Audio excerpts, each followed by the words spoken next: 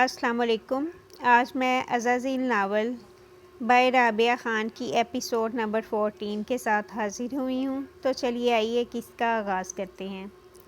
وہ سارنگ کے کلینک چلا آیا تھا، پھر کافی دیر تک وہ اس تازہ ہوئے قتل پر بحث کرتے رہے۔ ان کا پہلا شک زیرو تھا، لیکن زیرو اپنے ہی حکام کو کیسے قتل کر سکتا ہے؟ اور اگر یہ زیرو نہیں تھا تو پھر کون تھا؟ ان کے پاس دوسرا سسپیکٹ کون ہو سکتا تھا؟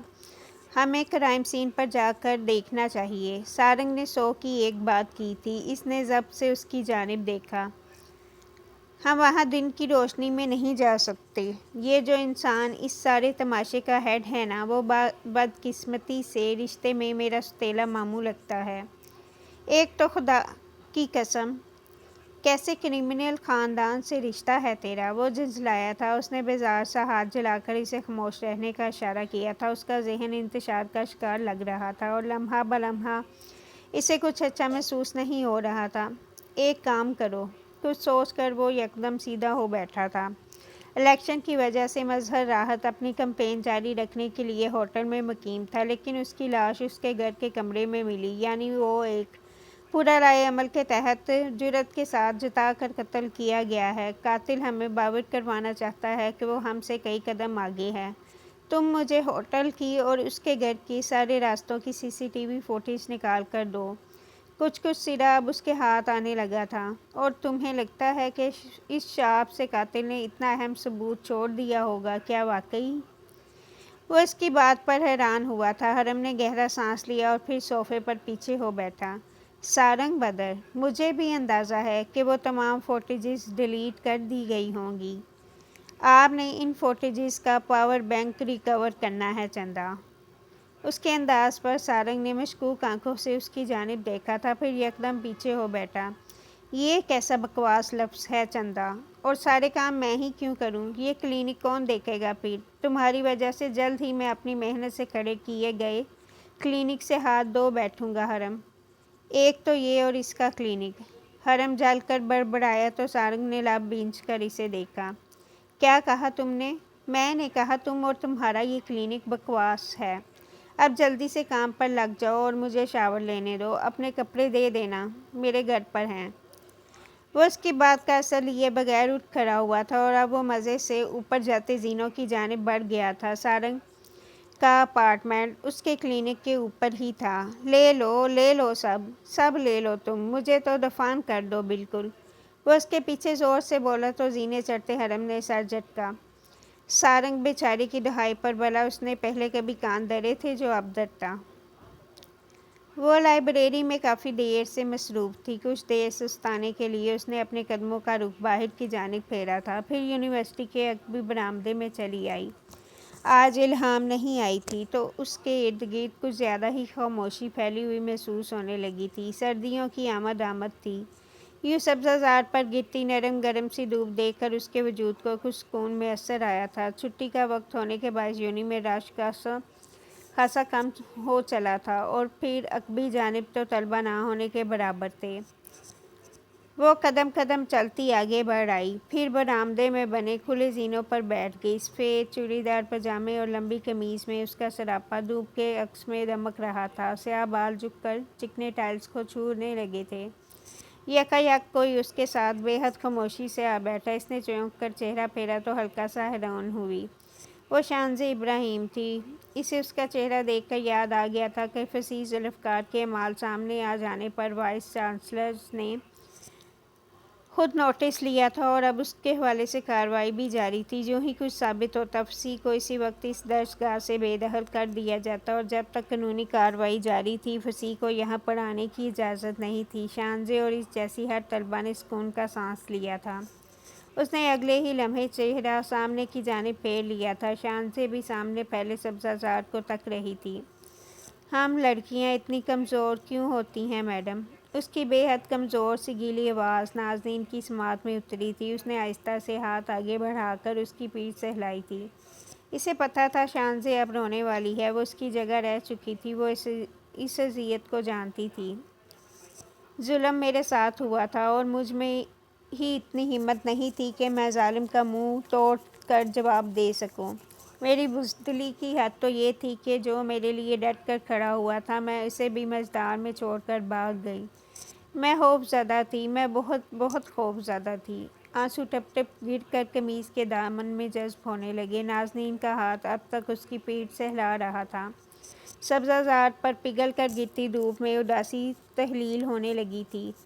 یہ خوف اتنا اذیت ناک کیوں ہوتا ہے میڈم؟ یہ دنیا اتنی انفیئر کیوں ہے؟ ظلم میرے ساتھ ہوا تو مجھے چھپنا کیوں پڑا؟ جس نے ظلم کیا چھپنا تو اسے چاہیے تھا نا، پھر میں کیوں؟ الفاظ ٹوٹ گئے، حلق میں آنسوؤں کا پھندا سا لگ گیا۔ میرا کسی نے یقین نہیں کیا۔ میں نے گھر والوں کو بتایا تو وہ مجھے الزام دینے لگے۔ میری دوستوں نے مجھ سے کنارہ کشی اختیار کر لی۔ لوگوں کو لگنے لگا کہ شاید میں ذہنی مریض بنتی جا رہی ہوں۔ میں اسی لیے آپ کا ساتھ نہیں دے سکی۔ میں بہت شرمندہ ہوں آپ سے۔ میں آپ کے ساتھ کھڑی نہیں رہ سکی۔ میں معافی مانگنے آئی ہوں آپ سے میڈم، اور آپ کو سلام کرنے آئی ہوں۔ آپ کی جرأت پر آپ بہت مضبوط ہیں۔ آپ نے ان سے سب کا مقابلہ اکیلے کیا۔ میں خدا سے اب ہر پہر دعا کیا کرتی ہوں کہ وہ مجھے آپ جیسی ہی جرأت عطا کرے۔ آنسو خشک ہونے لگے۔ نازنین خاموشی سے اسے سنے گئی تھی، پھر ہولے سے مسکرا کر اس کی جانب دیکھا۔ وہ دونوں ایک ہی طرح زخمی کی گئی تھی، وہ ایک ہی جگہ سے ڈسی گئی تھی، ان کا غم برابر تھا، بس ان کے درمیان گزرے ماہ و سال کا فرق حلق کوڑے لینے لگا تھا۔ ایک کئی گنا مضبوط اور ثابت قدم تھی تو دوسری کئی گنا پیچھے اور کمزور تھی۔ جانتی ہو، جب میں تمہارے جتنی تھی تب میں بھی ایسے ہی ایک درسگاہ کی طالبہ تھی۔ مجھے ایک پروفیسر نے زد و کوب کرنے کی کوشش کی تھی، لیکن میں اس سے خوف زدہ نہیں ہوئی۔ میں نے اپنی جانب آتے اس ہاتھ کو جھٹک دیا شان سے۔ خود کو بچانے کے لیے تمہیں جتنے ہاتھ جھٹکنے پڑے تم جھٹکو، تمہیں اپنی زبان جتنی استعمال کرنی پڑے تم کرو، تمہیں جتنا زور سے چلانا پڑے تم چلاؤ، تم اپنے لیے جو کر سکتی ہو کرو۔ لوگ ہر وقت تمہارا بچاؤ نہیں کریں گے۔ اس زبان کو استعمال کرنا سیکھو، ان ہاتھوں کو فولاد بنا لو، ان نگاہوں سے نرمی کھینچ لو، اپنے لیے جس بھی راہ کو اپنا سکتی ہو اپنا لو، کیونکہ انسان اپنا سب سے بڑا مسیحا خود ہوا کرتے ہیں۔ ہمیں اپنے آپ کو جہنم سے خود بچانا ہوتا ہے۔ شانزے نے مسکرا کر اپنے آنسو صاف کر لیے تھے، پھر اٹھ کھڑی ہوئی، ہاتھ آگے بڑھایا۔ نازنین نے کھل کر مسکراتے ہوئے اس کا ہاتھ تھام لیا۔ آپ میری آئیڈیل ہیں آج سے میڈم۔ اور وہ بے ساختہ ہنستی تھی، دھوپ کے عکس میں ہنسی کی پائل سی بجھ اٹھی تھی۔ اس نے ہولے سے شانزے کا ہاتھ دبایا اور پھر چھوڑ دیا۔ وہ اسے ہاتھ ہلا کر اپنی راہ کی جانب بڑھ گئی تھی۔ اس کے زخمی دل پر شانزے کی مسکراہٹ نے مرہم رکھ دیا تھا۔ زندگی اتنی بھی تاریک نہیں تھی، اس کے اچھے اعمال ہمیشہ اس کی رہنمائی کرنے والے تھے۔ وہ ابھی رخسار کو ایک ہاتھ پر ٹکائے اس راستے کو تک ہی رہی تھی کہ کسی نے کھنکارنے کی آواز پر چونکی۔ وہ چہرہ پھیر کر دیکھا تو لمحے بھر کے لیے حیران ہوئی۔ زاویار گردن جھکا کر اسے ہی دیکھ رہا تھا۔ اس کی آنکھوں میں چمکتی نرمی نازنین کو بے حد بھلی معلوم ہوئی تھی۔ جرأت مند میڈم، آپ یہاں تنہا کیوں بیٹھی ہیں؟ اس کے طرز تخاطب پر وہ نہ چاہتے ہوئے بھی مسکرا دی تھی، پھر آنکھوں پر ہاتھ کا چھجا بنا کر اسے دیکھا۔ دھوپ کے باعث اس کی آنکھیں چندیا گئی تھیں۔ زاویار کو نہ چاہتے ہوئے بھی نگاہ پھیرنی پڑی۔ کیا مصیبت ہے یار، وہ زیر لب بڑبڑایا تھا۔ میری تنہائی سے کوئی مسئلہ ہے تمہیں؟ نہیں، لیکن اگر میں اس تنہائی میں مخل ہو جاؤں تو آپ کو کوئی ایشو تو نہیں ہوگا نا؟ نازنین نے اس کے سوال پر آنکھوں سے ہاتھ ہٹا لیا، چہرہ پھیر کر سامنے پھیلے سبزہ زار کو تکنے لگی۔ وہ بھی آہستہ سے اس سے ایک فاصلہ رکھ کر بیٹھ گیا تھا۔ وہ خوش لگ رہی تھی، اس نے کہا تو وہ ناسمجھی سے اسے دیکھنے لگی۔ کون؟ شانزے؟ جی وہی جس کے لیے آپ نے پوری یونی کو سر پر اٹھا لیا تھا، اس نے کہا تو نازنین مسکرا دی۔ وہ آج اس کی آنکھوں کو اتنا برا نہیں لگ رہا تھا جتنا اس نے پہلے دن لگا تھا۔ ویسے کیا آپ ایسی ہی ہیں؟ کیسی؟ اس نے پوچھا تو وہ لبوں کو دبا کر چند پل ذہن میں الفاظ ترتیب دینے لگا، پھر اس کی جانب دیکھا۔ ایسی کسی کے بھی ساتھ ظلم ہوتے ظلم پر لوگوں کو تین چانٹے مارنے والی، اور اب کہ وہ جم کر ہنس پڑی تھی۔ دھوپ کی تماس سے اس کے رخسار گلابی ہو رہے تھے اور ہنسنے کے باعث خوبصورتی سے سجے دانت پورے طریقے سے جگمگائے تھے۔ زاویہ سانس تک نہیں لے سکا، اسے اپنی بات بھول گئی تھی۔ تم کیوں پوچھ رہے ہو؟ کیا تمہیں بھی کسی نے ظلم کا نشانہ بنایا ہے؟ جی، بنایا تو ہے۔ اسے محو ہو کر دیکھتے اس کے لبوں سے بے اختیار یہ فقرہ پھسلا تو نازنین اس کی جانب گھومی۔ سیاہ آنکھوں میں ناسمجھی سمٹ آئی۔ گنگور پلکوں کی ہر جنش پر اس کا دل بیٹھا جا رہا تھا۔ کس نے؟ اس نے چہرہ سبزہ زار کی جانب پھیر لیا۔ وہ ان آنکھوں کا سامنا مزید کیسے کر سکتا تھا؟ وہ اتنی خوبصورت آنکھیں تھیں کہ انہیں دیکھتے رہنے کو دل چاہتا تھا۔ کیا کریں گی جان کر؟ کیا بدلہ لیں گی میرے لیے؟ اگر لے سکی تو ضرور لوں گی۔ اسٹوڈنٹ ہو تم میرے، اتنا تو کر ہی سکتی ہوں تمہارے لیے۔ لیکن ایک بات ہے، تم جیسے لڑکے کو ظلم کا نشانہ بنانا آسان تو نہیں۔ مجھے ابھی تک فصیح کی راہداری والی عزت افزائی بھولی نہیں ہے۔ اس کے کہنے پر زاویہ نے خجل سا سر کھجایا تھا۔ لبوں پر ہلکی سی مسکراہٹ بکھر گئی تھی۔ ایک ڈیل کر لیتے ہیں پھر۔ اس کے کہنے پر وہ اسے ناسمجھی سے دیکھنے لگی تھی۔ جو آپ کے ساتھ ظلم کرنے کی کوشش کرے گا اسے میں دیکھ لوں گا، اور جو میرے ساتھ زیادتی کے ساتھ پیش آنے کی کوشش کرے گا اس کی طبیعت آپ درست کر دیجیے گا۔ اس کی قطعی آنکھوں میں بچوں کی سی چمک دیکھ کر وہ مسکراتی ہوئی کلائی پر بندھی گھڑی میں ٹائم دیکھتی اٹھ کھڑی ہوئی تھی۔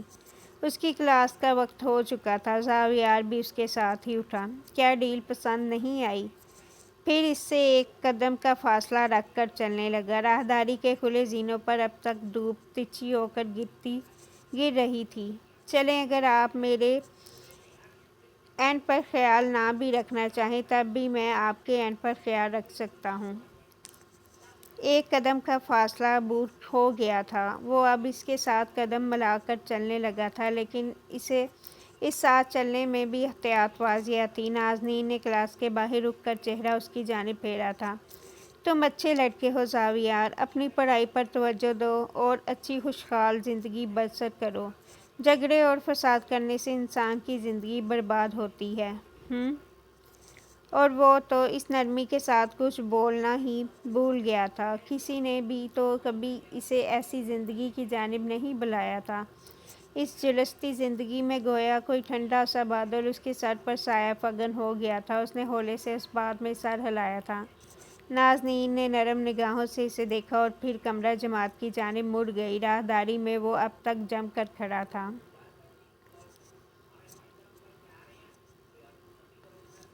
اسٹڈی میں ہر جانب گہری خاموشی کا راج تھا۔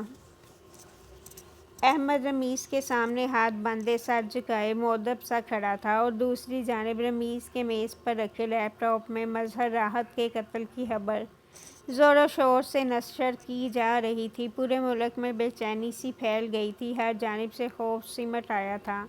اتنا بارسخوف اور خوبی سیاستدان اگر اس ملک میں محفوظ نہیں تھا تو عام عوام کیسے تحفظ کی فضا کو محسوس کر سکتے تھے؟ اسے اس قدر بے دردی اور تکلیف دہ موت دی گئی تھی کہ ہر دیکھنے والی آنکھ اور سننے والے کان نے پناہ طلب کی تھی۔ اسے زندہ جلایا گیا تھا، ایک جھلسانے والی موت دی گئی تھی۔ رمیز نے اگلے ہی لمحے لیپ ٹاپ کی اسکرین کو ہاتھ مار کر نیچے گرا دیا، پھر اپنی ٹائی کی ناٹ کی گرہ ڈھیلی کی۔ اسے یکدم فضا میں آکسیجن کی کمی محسوس ہوئی تھی۔ یہ کام کس کا ہو سکتا تھا؟ کون تھا جو اتنی بے خوفی سے ان کی ناک تلے ان کا اہم کارندہ مار کر جا چکا تھا؟ اس نے اگلے ہی پل احمد کی جانب نگاہ پھیری تھی۔ ابھی پورے آفس میں ایک بے چین سی لہر سر اٹھائے گی احمد۔ خاص کر ہمارے ساتھی شیئر ہولڈرز اس مسئلے کو لے کر پروپیگنڈا کرنے کی کوشش کریں گے، کیونکہ مظہر راحت ایک اہم بندہ تھا۔ اس سے باری بھرکم کم فنڈز متوقع تھے، جو کہ اب اس کی موت کے ساتھ ہی ختم ہو چکے ہیں۔ اس لیے ایک میٹنگ منظم کرو، مجھے بات کرنی ہے سب سے۔ اور دوسری بات، جلد از جلد اس قاتل کو پکڑو، اس کے مزید تباہی پھیلانے سے قبل۔ اس کی پیشانی پر چمکتا پسینہ کسی بھی طرح نارمل نہیں لگ رہا تھا۔ احمد نے سر ہلایا تھا۔ کیا آپ کو ایک عجیب سی بات کا اندازہ ہے سر؟ رمیز چونکا تھا۔ रमीज़ यकदम चौंका था, फिर उसकी जानिब मुख्तार निगाहों से देखने लगा। अहमद ने चंद फाइल्स उसके ऐन सामने रखी थी। मजहर राहत ज़राबाद के साथ जुड़ा हुआ था और अरसा पहले इसने अपनी बीवी को भी इसी तरह जला कर मारा था, और अब के रमीज़ वाकई मुतजिब हुआ था। उसने हाथ आगे बढ़ाकर जल्दी जल्दी फाइल्स के पर्चे उल्टे थे। इसमें मजहर और उसकी बीवी दोनों के कत्ल की तफसीलात थी। उन दोनों केसेस में गहरी मुमासलत देख कर वो लम्हे भर के लिए दंग रह गया था। ये क्या है अहमद? हैरान कुन बात यह है कि जितने ज़ख़म उसकी बीवी को उसने जलाने से कबल दिए थे, ठीक उतने ही और इसी नौयत के ज़ख़म इसे भी जलाने से पहले दिए गए हैं। ऐसा लग रहा है जैसे ये बदले का कत्ल हो, जैसे इसे बहुत गुस्से के ज़ेरे असर मारा गया हो। वो पेशानी रगड़ता कुर्सी पर पीछे हो बैठा था। ज़राबाद एक ऐसी बस्ती साबित हुई थी जिसने उसकी रातों की नींद उड़ा दी थी। इसने हाथ आगे बढ़ाकर साथ रखा शीशे का गिलास उठाया और फिर गटागट सारा पानी पी गया। इसे यकदम ही बेहद प्यास महसूस हुई थी। अच्छा सुनो। वो संभल कर अगले ही पल आगे हो बैठा था, फिर चेहरा उठाकर अहमद की जानिब देखा। ये ज़राबाद में बचे किसी सर्वाइवर का काम लगता है अहमद। जावियार की पड़ताल करो, मुझे इस पर शक है। लेकिन अहमद की कनपटी अगले ही पल फड़क उठी थी। उसके चेहरे पर एक साया सा लहराया था। उसने गैर महसूस तरीके से बिछी मुट्ठी कमर के पीछे कर ली थी। मैं तीनों को आपकी तफ्तीश से कबल ही चेक कर चुका हूँ। वो तीनों कत्लगाह के आसपास भी नहीं थे। उनके पास एलिबाइज हैं और वो क्राइम सीन से खासे दूर थे जब कत्ल सरजद हुआ। और उसकी ऐसी वजाहत पर रमीज़ के ऊपर गड़ो पानी पड़ गया था। वो गहरा सांस लेता पीछे हो बैठा। उसकी निगाहें अब के दूर खलाओं में गूर रही थी। उसे एक बहुत ही गैर मुतवक्का झटका दिया गया था। सब कुछ दुरुस्त सिमत में सफ़र कर रहा था, फिर एकदम से सब कुछ तलपट क्यों होने लगा? इससे गलती कहाँ हुई थी? ज़राबाद की कार्रवाई में जितने भी साथी मुलव्वस थे अहमद, उन सब की निगरानी करो। इन्हें मुहतात रहने का इशारा कर दो, और हाँ, ऑफिस के बाहर सिक्योरिटी सख्त कर दो। हम बिल्कुल भी रिस्क लेने की पोजीशन में नहीं। अहमद उसके अहकामात पर सर हिलाता पलट गया था। फिर दरवाजे के बाहर रुककर उसने एक स्पार निगाह बंद दरवाजे पर डाली थी। उसके जबड़े पूरी कुव्वत से पीछे की जानिब बिछे हुए लगते थे। लब सख्ती से बंद होने पर सफ़ेद पड़ रहे थे और आंखें हर जज्बे से आरी महसूस हो रही थी। इसने अगले कदम तेज़ी से जीनों की जानिब फेरे थे। अंदर सद पड़ी स्टडी में रमीज़ बिल्कुल खामोशी से विराजमान था। उसने अगले ही पल हाथ में थामा फ़ोन कान से लगाया, फिर बंद दरवाजे की जानिब मुख्तार निगाह डालकर पीछे हो बैठा। अहमद पर निगाह रखो शाही, यूं गोया तुम कोई साया हो। वो खासा मंजा हुआ आदमी है। हवा की खुशबू से फ़ज़ा में सब आसार पहचानने की सलाहियत रखता है। वो तवज्जो से काम करना, कोई कोताही सरजद ना हो तुमसे। फ़ोन कान से उठाकर सामने टेबल पर डालते हुए वो अपनी बादशाही कुर्सी पर आरामदा सा हो बैठा था। इसे अहमद से कोई मसला नहीं था। इसे सारी दुनिया से मसला हो सकता था, मगर अहमद से कभी नहीं। लेकिन कुछ दिनों से इसे अहमद नहीं लग रहा था। उसकी आंखों में रमीज़ ने कुछ चुभता हुआ महसूस किया था, और वो इस चुभन को नज़रअंदाज नहीं कर सकता था। इंसान के लब साकित रहें तब भी उसकी आंखें बोलती रहती हैं। जो आंखों पर भी कड़े पहरे बिठाना जानते हों, इसे सिर्फ वही लोग खौफज़दा किया करते थे। अब इसे क्या खबर थी कि वो कड़े पहरे बिठाने वाला उसके बिल्कुल करीब ही सांस ले रहा था। और फिर इब्लीस की खासियत तो ये होती है कि वो ज़मीन पर धुतकार दिए जाने के बावजूद भी जन्नत में मौजूद लोगों के सीनों में वसवसे डालने की सलाहियत से नवाजा गया होता है। कोई उसके सीने में भी धीरे धीरे वसवसे पैदा कर रहा था। और जानते हैं क्या, वसवसों का कोई अंत नहीं हुआ करता।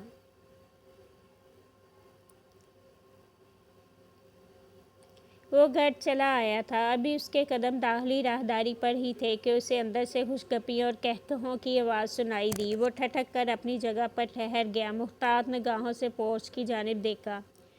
न्यू मॉडल की चमचमाती सी गाड़ी खड़ी थी, शाइस्ता की कार। वो इस कार को पहचानता था, बल्कि इसे आसपास की हर गाड़ी के नंबर प्लेट्स बासानी हिफ्स भी थी। कुछ चीज़ें इसके बस से बाहर थी। اس نے جیکٹ درست کی، ماتھے پر بکھرے بالوں کو مزید بکھیرا، چہرے پر ہلکی سی مسکراہٹ۔ پرفیکٹ۔ اس نے گھر کے اندر قدم رکھا تو بیک وقت ہی لاؤنج میں براجمان سب خواتین کا رخ اس کی جانب گھوم گیا۔ وہ ازلی سا نرم انداز لیے پاس چلا آیا۔ لاؤنج میں لگے قیمتی صوفوں پر سب موجود تھے۔ بڑے اور گداز سے صوفے پر شائستہ اور رحیلہ بیٹھی تھی، ان کے مقابل صوفے پر ابیحہ اور ثانیہ براجمان تھی، اور سنگل صوفے پر نینا بیٹھی جو اس سے انہیں کوئی کہانی سنا رہی تھی۔ وہ صوفے کی پشت تک آ کر ٹھہر گیا تھا۔ کیسی ہیں آپ مامی؟ ابی اور نینا تم دونوں کیسی ہو؟ اس نے وہیں سے کھڑے کھڑے استفسار کیا تھا۔ اس کے انداز سے ہی واضح ہوتا تھا کہ اس کا ان کے ساتھ بیٹھنے کا کوئی خاص موڈ نہیں تھا۔ ہم سب تو مزے میں ہیں۔ تم کہاں رہتے ہو؟ گھر بھی ملنے نہیں آتے اور آفس سے بھی کچھ کھائے پیے بغیر چلے گئے تھے۔ یہ کیا غیروں والا رویہ ہے بھلا؟ شائستہ اس پر برابر حق جتا کر خفا ہوئی تھی۔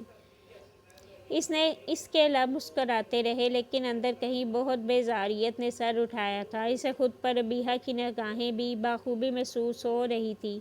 وہ چہرہ پھیرے اسے شوق کی آنکھوں سے دیکھنے میں مصروف تھی، اور ایک سیاہ آنکھیں تھیں کہ جو ہر ایک نگاہ کے بعد دوسری نگاہ تک کسی پر ڈالنا گوارا نہیں کیا کرتی تھی۔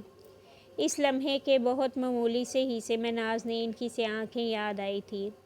اس دن جلدی میں تھا مامی، بس اس لیے انکل کے ساتھ بیٹھ کر مزید بات نہیں کر سکا۔ میں جلد ہی آپ کے گھر کا چکر لگاؤں گا۔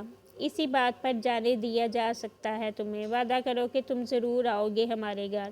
اور اب کے بے باکی سے وعدہ لینے والی ابیحہ تھی، رحیلہ، ثانیہ، نینا اور شائستہ، سب کی نگاہیں اس کی جانب اٹھی تھیں۔ وہ کھنگارا اور پھر گلابی چہرہ لیے اس بات میں سر ہلا دیا۔ آؤ نا بیٹے، بیٹھو نا مہمانوں کے ساتھ۔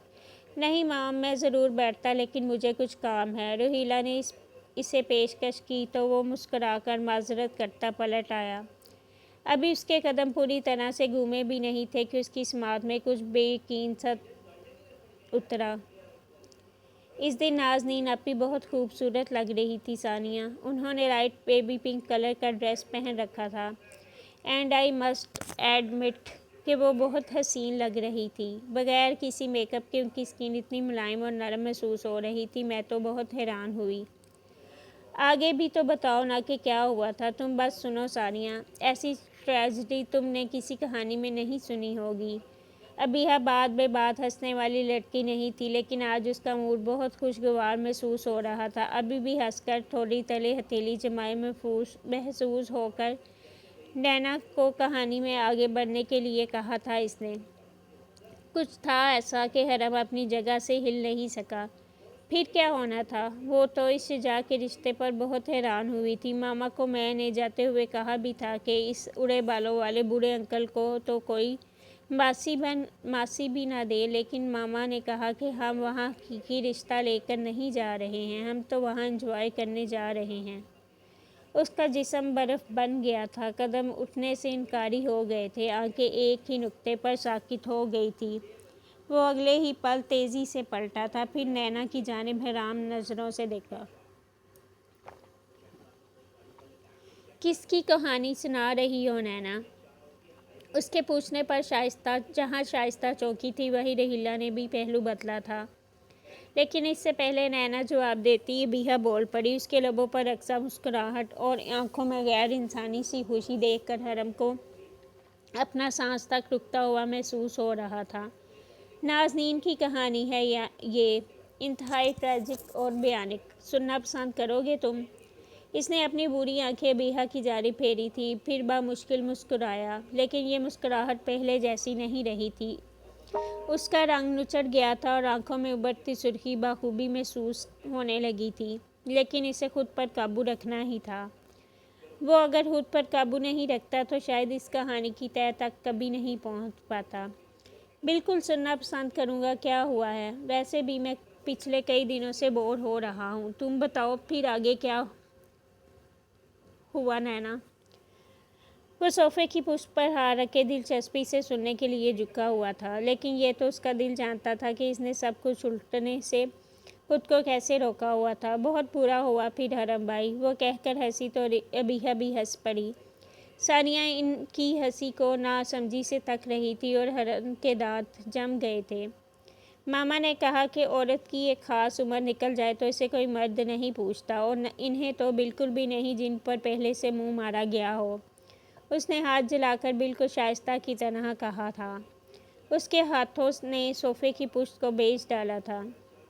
یہ بھی کہ مرد کی عمر کون دیکھتا ہے، اس کی تو بحث گرم جیب اور بینک بیلنس ہی دیکھا جاتا ہے، اور ویسے ہی بھی آپ کی بیٹی کون سی چھوٹی بچی ہے، یہ بھی اب 28 کی ہونے والی ہے، جلد ہی بوڑھی بھی ہونے لگے گی، پھر کوئی اسے پوچھے گا بھی نہیں۔ ابیحہ ایک بار پھر اس جملے پر ہنس پڑی تھی۔ ثانیہ نے بے چینی سے پہلو بدلا، اسے سمجھ نہیں آ رہا تھا کہ اس سارے قصے میں ہنسنے والی بات کیا تھی۔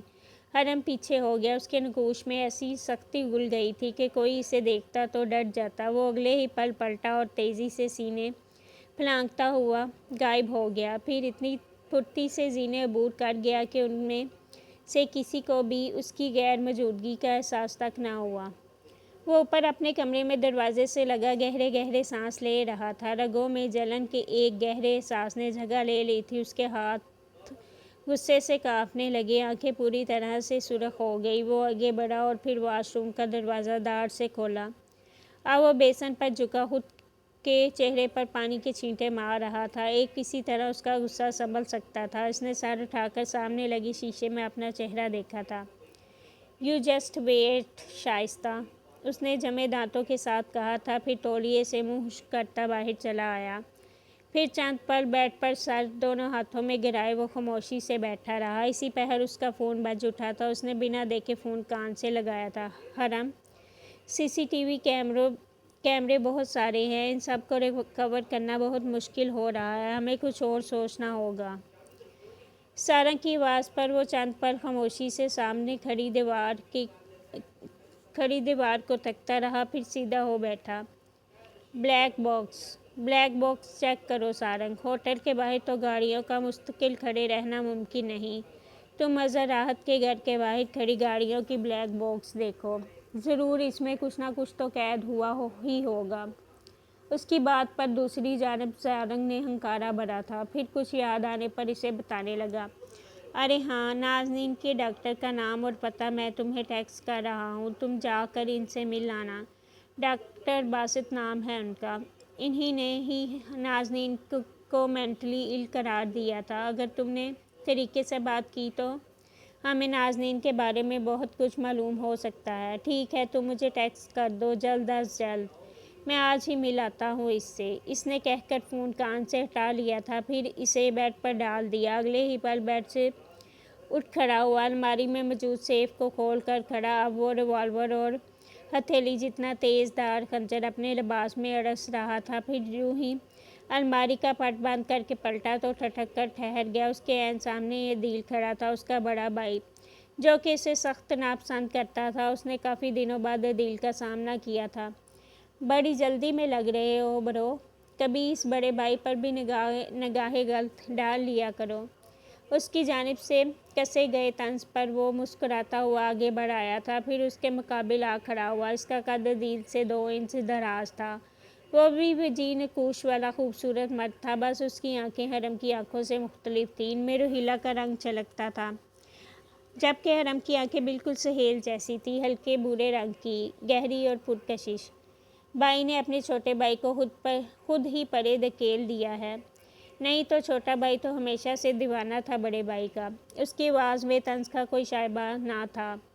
اسے عدیل سے کبھی کوئی مسئلہ نہیں رہا تھا، نہ ہی اس کا عدیل کی جائیداد پر قبضہ کرنے کا ایسا کوئی ارادہ تھا۔ اسے تو اس کاروبار میں ہی دلچسپی نہیں تھی، پھر بھلا وہ کیوں کر اس کے حصے پر نظر رکھ سکتا تھا؟ لیکن یہ بات عدیل کو کبھی سمجھ نہیں آئی تھی، وہ اسے ہمیشہ سے اپنے ساتھ مقابلے کے ترازو میں تولتا آیا تھا۔ حرم کو ایسی کسی بھی مقابلے بازی میں کوئی دلچسپی نہیں تھی، اس کے سامنے اس سے بڑے مسائل موجود تھے۔ "جانتا ہوں کہ اس دیوانگی کی وجہ نے کہاں سے جنم لیا ہے"۔ عدیل کی آنکھوں میں ابھرتے تنفر کو اس نے بہت آرام سے دیکھا تھا، پھر ہلکا سا مسکرا کے اس کے دونوں کندھوں پر اپنے ہاتھ رکھے۔ "بھائی، جیسا آپ سمجھ رہے ہیں ویسا کچھ بھی نہیں ہے، کبھی بھی ایسا کچھ نہیں تھا، یہ سب آپ کا یہ کاروبار، جائیداد، گھر بار سب کچھ بابا کو آپ کی سنجیدگی اور لگن درکار ہے۔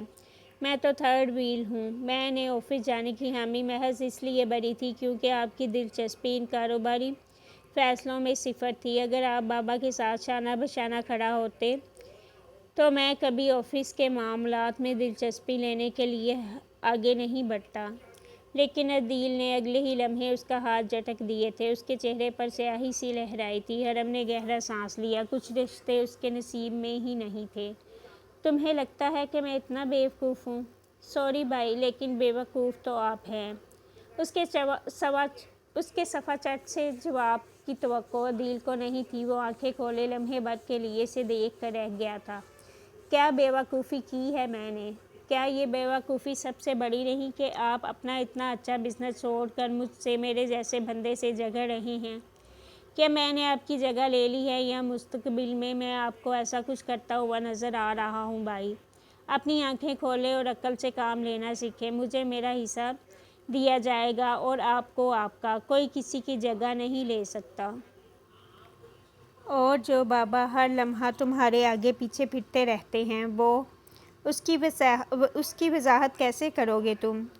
میرے سامنے وہ تمہیں ایسے ہی اپنی جانب متوجہ کرتے ہیں جیسے میں تو کوئی وجود ہی نہیں رکھتا۔ اس کی بات سن کر حرم نے ایک بار پھر سے گہرا سانس لیا تھا، پھر بیزار سا ابرو اٹھا کر اسے دیکھا۔ ان کی اسٹریٹجی سمجھیں۔ وہ آپ کو یہ احساس دلانے کے لیے ہی مجھے ایسے مخاطب کرتے ہیں۔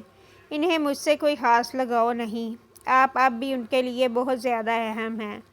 لوگوں کے رویوں کو سمجھنے کی کوشش کریں اور اتنے سادہ طریقوں پر یقین کرنا بند کر دیں۔ آپ وہ اس کے ساتھ سے نکلنے کے لیے آگے بڑھا تھا، پھر اسٹڈی ٹیبل پر رکھا پین اچک کر اس کی اسٹیکی نوٹ پر چند نمبر گھسیٹنے لگا، پھر پلٹ کر اسے عدیل کی جانب بڑھایا۔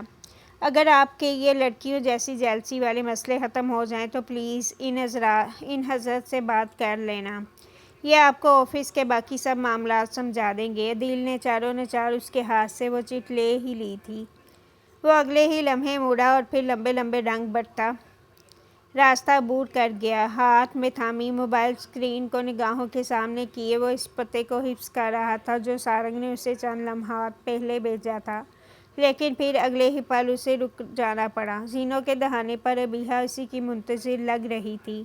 اس نے ایک نگاہ خالی پڑے لاؤنج پر ڈالی اور پھر آہستگی سے اتر آیا۔ کسی بات پر ناراض ہو کیا مجھ سے؟ نروٹھے پن سے کہتی وہ اسے زہر لگ رہی تھی۔ اس نے سنجیدگی سے اس کی جانب دیکھا تھا۔ ایسی خوفزدہ کر دینے والی سنجیدگی ابیحہ کے لیے نہیں تھی۔ وہ ناسمجھی سے اسے دیکھنے لگی۔ میں کسی سے ناراض نہیں ہوتا، فی الحال مصروف ہوں، بعد میں بات کرتے ہیں۔ صاف صاف کیوں نہیں کہتے کہ تمہیں نازنین کے بارے میں سن کر برا لگا ہے؟ دیکھ رہی ہوں میں، دن بہ دن تم ان میں ضرورت سے زیادہ دلچسپی لینے لگے ہو۔ وہ جو رخ پھیرے آگے بڑھنے لگا تھا اگلے ہی پل ٹھہر سا گیا، پلٹ کر ٹھنڈی آنکھوں سے ابیحہ کی جانب دیکھا اور پھر اپنا سراپا انتہائی سکون سے اس کی طرف پھیر لیا۔ ابیحہ نے غلط بندے کو غلط جگہ پر چھیڑ دیا تھا۔ شوٹرز کو غصہ نہیں دلانا چاہیے، ان کے غصے سے پناہ طلب کرنی چاہیے کیونکہ وہ واقعتاً بہت بے رحم ہوا کرتے ہیں۔ اب تم مجھے اپنی جانب متوجہ نہیں کر سکتی تو اس میں نازنین کی خوبصورتی کا کیا قصور ہے؟ چانٹا، بہت زوردار چانٹا مارا تھا اس نے ابیحہ کے منہ پر۔ شاید ہی کسی نے ابیحہ کو الفاظ کے ایسے چانٹے سے کبھی نوازا ہو۔ وہ منہ کھولے سرخ چہرے کے ساتھ حرم کی ٹھنڈی آنکھوں کو دیکھ کر رہ گئی۔ اسے اس سے اتنے سرد جوابی رد عمل کی امید نہیں تھی۔ ایک بات بتاؤں ابھی؟ وہ اس کے کان کے پاس ہلکا سا جھکا تھا، پھر اپنے لب اس کے کان کے قریب کیے بہت سرد آواز میں بولا، وہ تم سے کہیں زیادہ خوبصورت ہے۔ وہ ایک باوقار اور باعزت خاتون ہے۔ کوئی بھی لڑکا منہ اٹھا کر ان سے بلا وجہ بات نہیں کر سکتا۔ وہ خود کو تمہاری طرح لوگوں کے سامنے بچھاتی نہیں ہیں۔ وہ دعوت نظارہ دینے سے پرہیز کرتی ہیں۔ وہ چیپ نہیں ہیں ابھی، تم چیپ ہو، سستی ہو تم، اور مجھے سستی چیزیں نہیں پسند۔ وہ پیچھے ہو گیا تھا، پھر انہی سرد آنکھوں سے ابیحہ کا برف بنا وجود دیکھا۔ اسے پتہ تھا کہ اس نے بے حد گہری چوٹ ابیحہ کے کھاتے میں رقم کر دی تھی۔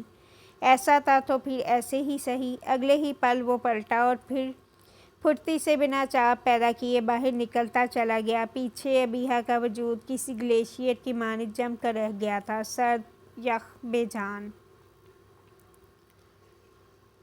وہ کلاس سے فارغ ہو کر ہاتھ میں کتابیں تھامے باہر نکلی ہی تھی کہ اس کی ہتھیلی میں قید فون بج اٹھا۔ اس نے رک کر انگشتِ شہادت سے لٹکان کے پیچھے ارسی اور پھر انجان نمبر سے موصول ہوئی کال کو اگلے ہی پل اٹھا لیا۔ دوسری جانب سے ابھرتی آواز اس کے لیے بے حد اجنبی تھی۔ کون؟ احمد، رمیز انصاری کا پرسنل سیکرٹری۔ اس کے لب بے ساختہ ہی خشک ہوئے تھے۔ ہاتھ میں تھامی کتابیں اس نے زور سے بھینچ کر سینے سے لگائی تھیں۔ وہ کتنی بھی مضبوط ہو جاتی لیکن اسے خوف سے کبھی نہیں نکل سکتی تھی۔ کیوں فون کیا ہے مجھے؟ کل شام 6 بجے قصر انصاری میں آ جائیے گا، ایک اہم بات کرنی ہے۔ اس کا مطالبہ سن کر وہ جہاں کی تہاں کھڑی رہ گئی تھی۔ کیوں؟ ایک ضروری بات کرنی ہے آپ سے رمیز سر نے۔ انکار کی کوئی گنجائش نہیں آپ کے پاس؟ اگر آپ نہیں آئی تو آپ کے بھتیجے کو نقصان پہنچا سکتے ہیں۔ نہیں نہیں پلیز، میں آؤں گی، میں ضرور آؤں گی۔ اس کی آواز لرز گئی تھی۔ وجدان اور امی کے نقصان کے بارے میں سننے تک کی ہمت نہیں تھی اس کے اندر۔ وہ جانتی تھی کہ رمیز کیا کچھ کرنے کی اہلیت رکھتا ہے۔ اس نے اگلے ہی پل فون کان سے ہٹایا اور پھر چند پل راہداری کی چھوٹی دیوار سے ٹیک لگائے کھڑی رہی۔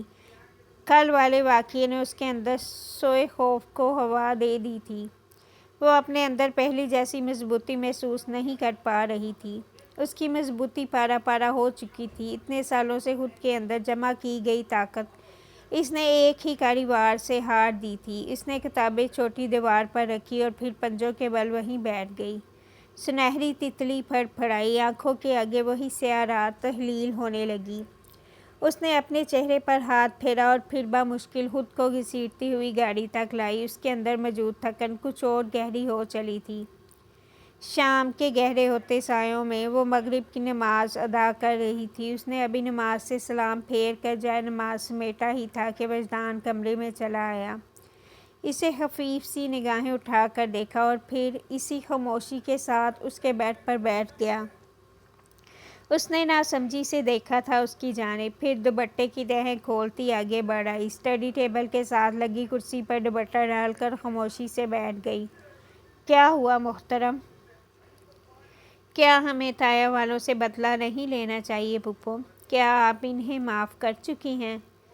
یقیناً نازنین کے ساتھ ہوئے ظلم کو وہ نظر انداز نہیں کر پا رہا تھا، اس لیے وہ اپنی سوچوں سے پریشان ہو کر اس کے پاس چلا آیا تھا۔ اپنی الجھن کا کوئی سرا تلاشنے اس نے چند پل اسے دیکھا اور پھر ہولے سے سر نفی میں ہلایا۔ مجھے کسی سے کوئی بدلہ نہیں لینا وجدان، تمہاری اور امی کی زندگی کو بہتر بنانا میرے لیے ترجیح رکھتا ہے، اور جب اپنوں کے لیے قربانیاں دیتے ہیں تو خود کو ایک طرف رکھ دیتے ہیں، تو کیا آپ سب کو معاف کر دیں گی؟ وہ بلبلایا تھا۔ اس کی سیاہ آنکھوں میں سیاہی گہری ہونے لگی تھی۔ نازنین نے بغور اس کے ابلتے غصے کو دیکھا تھا۔ وجدان، میں نے کہا نا کہ اس سب کا کوئی فائدہ نہیں ہے۔ معاف میں نے کسی کو نہیں کیا، شاید ساری زندگی کبھی معاف نہیں کر پاؤں گی، لیکن میں اب ان میں سے کسی کے بارے میں کوئی بات نہیں کرنا چاہتی، نہ ہی ان کی شکلیں دیکھنا چاہتی ہوں۔ وہ سب ایک جیسے ہیں، ان میں سے کوئی بھی قابل بھروسہ نہیں۔ میں بس اپنی اور تم لوگوں کی زندگیوں پر لگے اس زنگ کو دھونا چاہتی ہوں۔ مجھے کسی سے کوئی بدلہ نہیں لینا۔ اس نے جان بوجھ کر احمد کی کال کو وجدان کے سامنے گھسیٹنے سے پرہیز کیا تھا۔ وہ اس بچے پر مزید کوئی بوجھ نہیں ڈالنا چاہتی تھی۔ سب ایک جیسے نہیں ہیں پھپھو۔ اس نے ہلکی سی آواز میں گردن جھکا کر کہا تو وہ چونکی، اس کے جھکے سر کو دیکھا، پھر ہاتھ باندھتی سیدھی ہو بیٹھی۔ کیا مطلب ہے اس بات کا؟ اس کا سنجیدہ سا استفسار سن کر وجدان نے بے ساختہ ہی لبوں پر زبان پھیری تھی۔ حرم نے منع کیا تھا بتانے سے، لیکن وہ تو اچھا تھا نا؟ پھپھو اس پر بھروسہ کر سکتی تھی۔ اس نے اگلے ہی پل چہرہ اٹھایا تھا۔ آپ ڈانٹیں گی تو نہیں؟ اس نے خشک پڑتے حلق کو ترک کر کے کہا تو نازنین کی آنکھیں سکڑ گئیں۔ وہ کسی نتیجے پر نہیں پہنچ پا رہی تھی۔ ڈانٹنے والی ہوئی تو ضرور ڈانٹوں گی۔ وہ چاند پر لپ کرتا انگلیاں وہاں پھنسائے بیٹھا رہا اور پھر ہولے سے بولا، حرم بھائی وہ سب جیسے نہیں ہیں پھوپھو، وجدان سیدھی طرح کہو کیا کہنا چاہتے ہو۔ اس کے آس پاس سرخ بتی جلنے لگی تھی، رگوں پہ میں یکدم بے چینی سی پھیل گئی، اس کی سے آنکھیں اچانک ہی پریشان سی نظر آنے لگی۔ وہ اس دن جب آپ کا یونی میں مسئلہ کھڑا ہو گیا تھا تب وہ آئے تھے یہاں، پھر ہم نے طے کیا کہ آپ کی مدد کریں گے لیکن آپ کو بتائے بغیر۔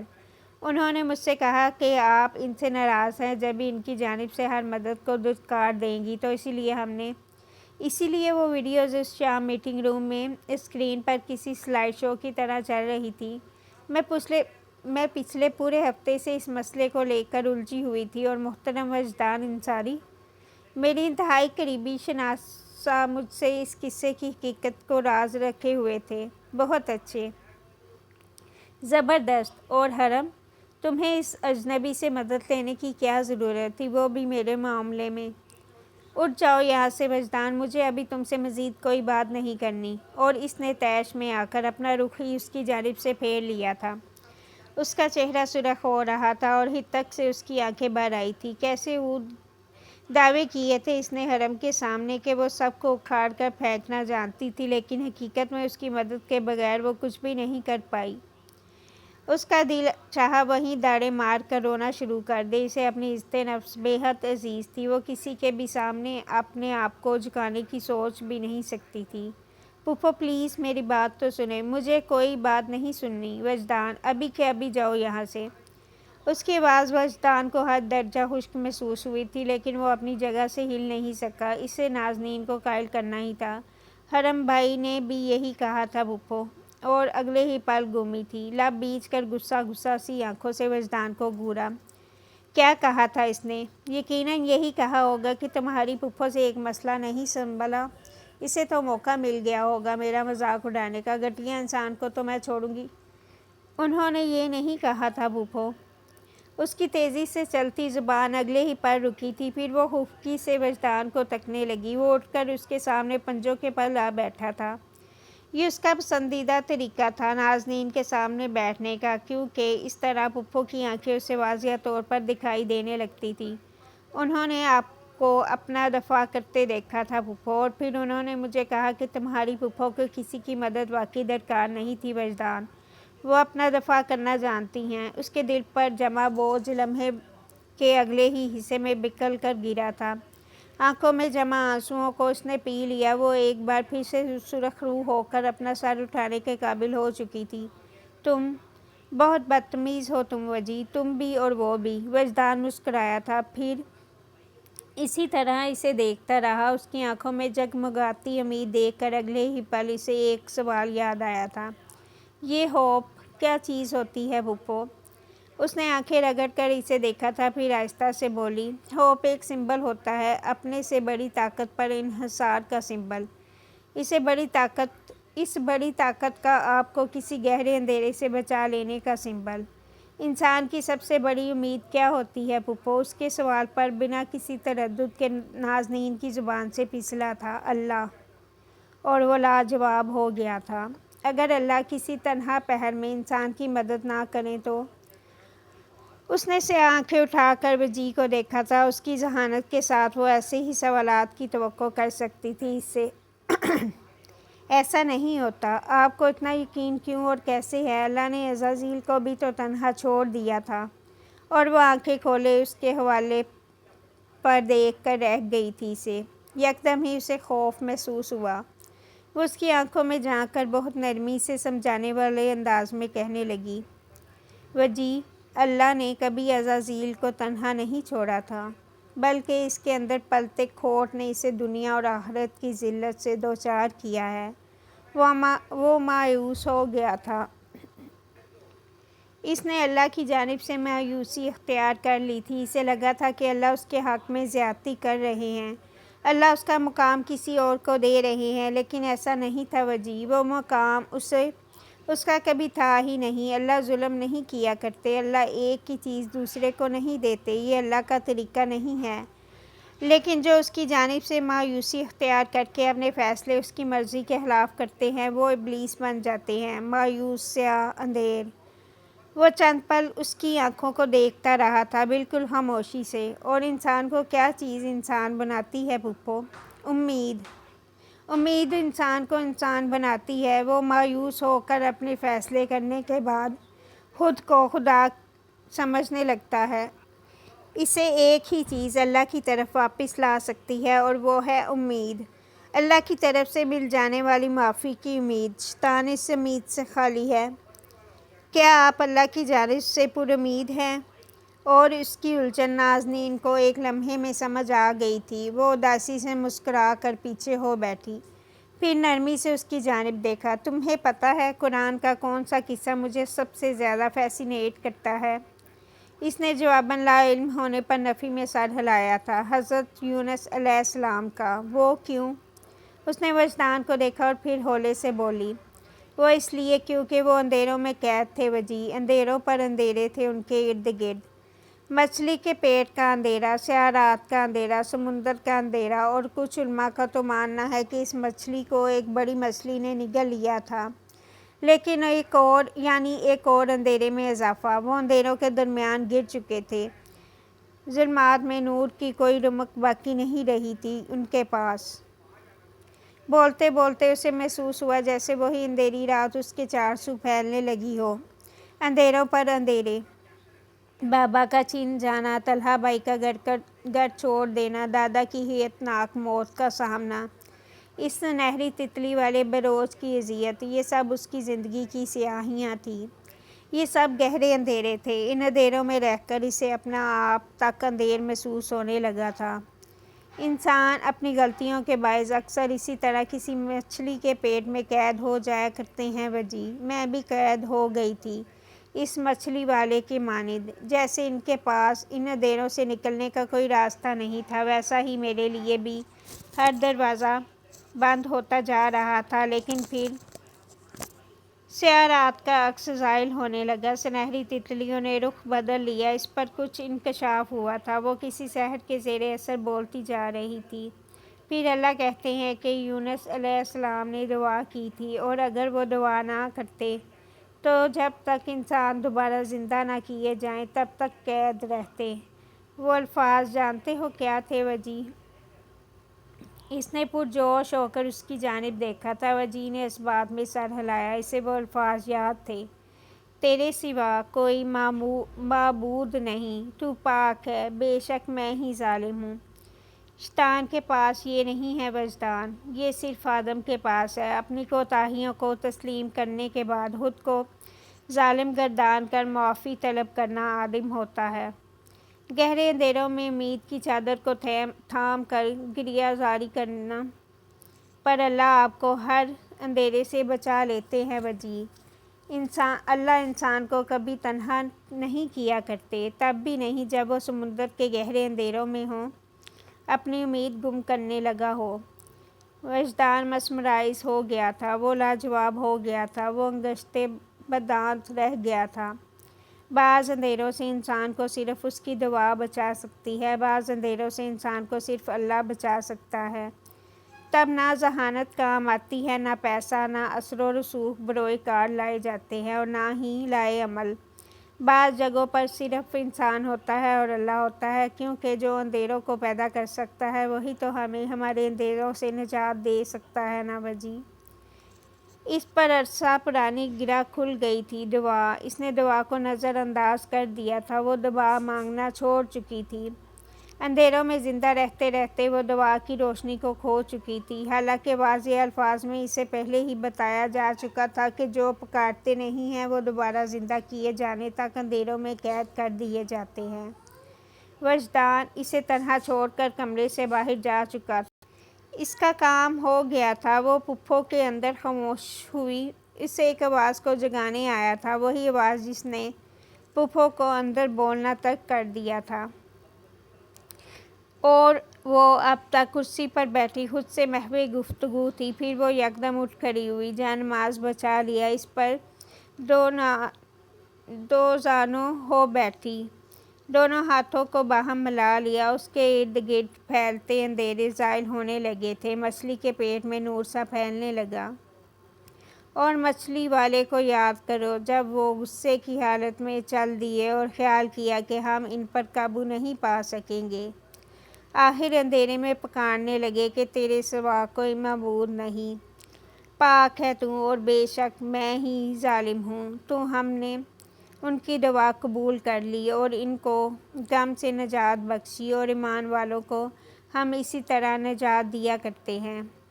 اس کے آس پاس ایمان، امید اور محبت کی خوشبو سی تحلیل ہونے لگی تھی۔ کئی سالوں پرانے مچھلی والے کے اندھیرے بھی روشنی کی ضمانت تھے، کیونکہ اللہ کے الفاظ کبھی پرانے نہیں ہوا کرتے، وہ امر ہو جاتے ہیں رہتی دنیا تک کے لیے۔ اوکے جی، یہ تھی آج کی ایپیسوڈ، اور اس میں کیا ہوا، اس میں حرم کو نازنین کے رشتے کے بارے میں معلوم ہوا تو اس کو غصہ آیا، اور اب نازنین کو بھی دعا کرنے کے لیے اٹھی ہے کہ کیونکہ اس نے دعا کرنی چھوڑی ہوئی تھی، تو اچھی جا رہی ہے، آگے دیکھتے ہیں کیا ہوتا ہے۔ چلیے جی، ہوتی ہے اگلی ایپیسوڈ میں ملاقات، رکھیے دعاؤں میں یاد، اللہ حافظ۔